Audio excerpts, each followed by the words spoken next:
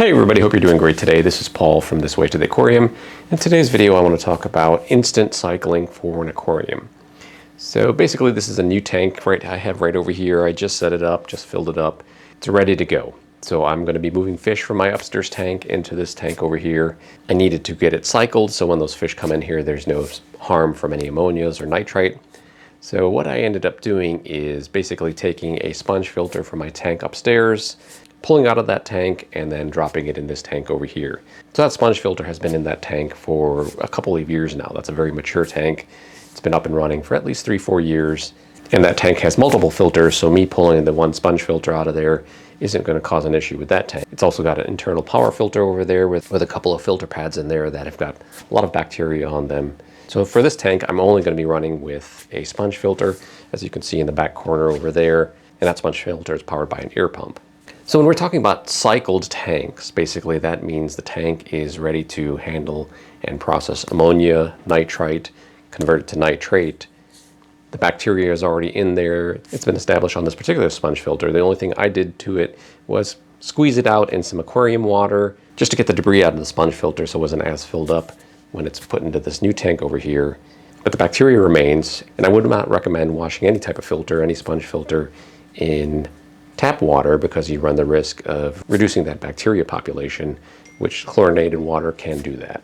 So typically if you let the cycle establish itself over time, it's going to take a couple of weeks at least. Now you can kickstart that process by adding some of these bottled bacteria you can buy at the store. Whether they work or not, that's another story. That's a topic for another video to see how effective they work or not. Another option is to borrow a filter from a friend and just take that filter, put it in your tank, squeeze it, swish it around in there, get some of that bacteria in your tank established already, and that will definitely speed up the process. So from being a couple of week process, 3 to 4 week process, you could reduce that down to a week or two. It's something you will need to test. You will need to check your nitrate levels, check your ammonia levels, see what's going on in there, have your test strips, have your test kits. And if you have active fish in there, it's always helpful to have the chemicals you need, something like Amquel or some of the other products that can lock away ammonia, that can lock away nitrite, so that way you don't hurt any fish if you've got live fish in there or any live animals in there. On the other hand, if you just want to do a fishless cycle, you can get a bottle of pure ammonia that just has basically ammonia and water, no detergents or anything like that. Add ammonia, a few drops at a time just to put something in your tank. Test for that, check if you start getting ammonia readings on your test strips or your test kit. And then as you get ammonia readings, as they go up, you should eventually see them to start come down. Your nitrites will go up and then you should start to see those come down. And then you should start to see nitrates after that. Once you start seeing nitrates, you know the cycle is established. You should see 0 nitrites and you should see 0 ammonia. Then it's safe to put your fish in there. So this is the tank I took my sponge filter from and moved it downstairs. Basically, I swapped a new one in here since I do have a canister filter over here, as I mentioned. There's no concerns for me that I'm going to be under filtered there, that I'm not going to have any bacteria colonies in this tank to handle any ammonia and nitrite. There's plenty of bacteria in the tank. As I mentioned, this is a couple-year-old tank. It's very mature, so it will handle any fish waste, any other waste, plant waste, and keep the tank running along smoothly. Now by adding that new filter in there, that's obviously brand new, there's no bacteria on that, but the bacteria will form over time. That will become an established mature filter as well too. So this is the type of filter that I actually put in there. Now if this were the only filter in this tank, that's something that I would not necessarily do. So for example, let's say I have a friend who's setting up a brand new tank and they needed a filter. They said, hey, I bought this filter, but I need an established filter. I want to get my tank up and running as fast as possible. I want to put fish in as fast as possible. Will you take this new filter from me and give me your established filter? Now, if that's the only filter in there, I would be a little hesitant to do that. You pull one of your primary sources of water flow and bacteria colony out of that tank over there, then you could possibly run into issues with your tank getting out of whack. Basically, you don't have enough bacteria in there to handle all the ammonia, handle all the nitrite, and you could put your own fish at risk. In my case though, as I got a couple different filters in this tank, just by giving this one sponge filter up, I'm not going to have any issues, so I'd be more than happy, hey, sure, go ahead, give me the brand new one.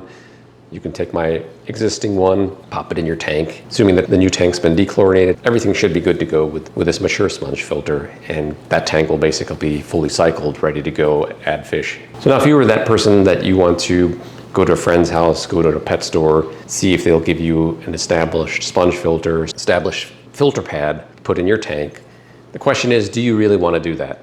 Now, in my case, this is my tank. The same fish that are in this tank, a couple of these fish are going to be going down to that one tank. And then there's another tank as well too that the remaining fish are going to be going into. So I've got no concerns because I know this water, I know my water quality, I know that these fish are healthy right now.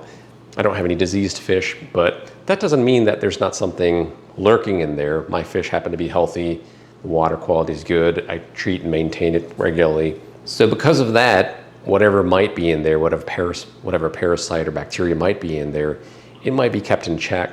Just as with our bodies, we're exposed to germs all the time, but that doesn't mean we're getting sick all the time. There's a lot of environmental factors. You know, you're eating well, you're healthy, you're exercising, whatnot. Similar goes with your aquarium, similar goes with your fish. You know, they're being fed properly, the temperature is kept within proper range. That doesn't mean there couldn't be harmful bacteria, harmful germs in your tank that could be transferred along with this sponge filter.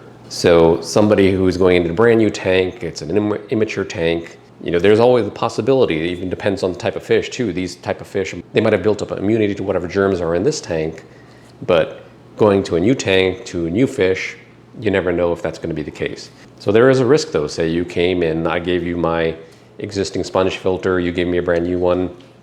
There is a risk though that could be bad bacteria in there, bad germs in there that in the end cause your fish to get sick.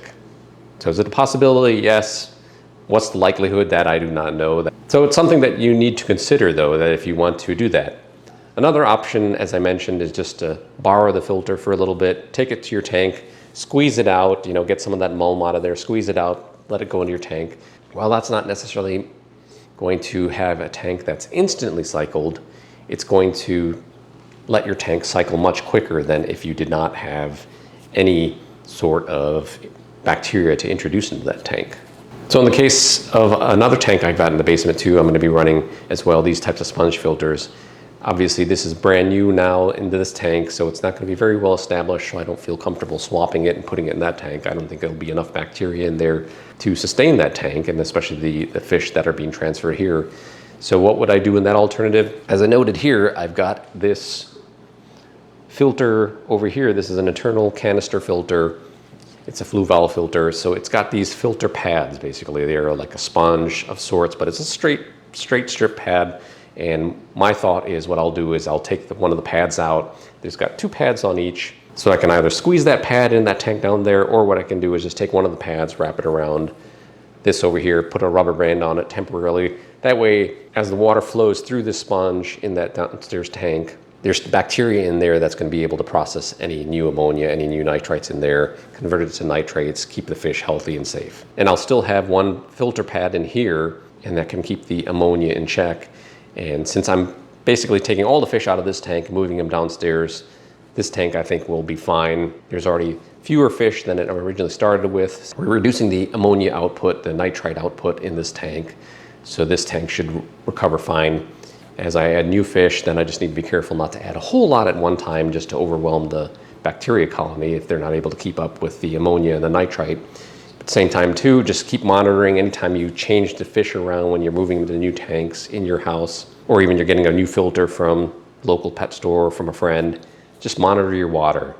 Take your test strips, monitor it on a daily basis, make sure your ammonia, your nitrite's not spiking. If everything's fine, you're all good to go. If you do start to see ammonia, nitrite spiking, make sure you get those chemicals in there, put them in right away, just to lock that ammonia out, lock that nitrite out, so that way it's locked in the tank there, but it's not harmful in the sense that it's going to harm your fish.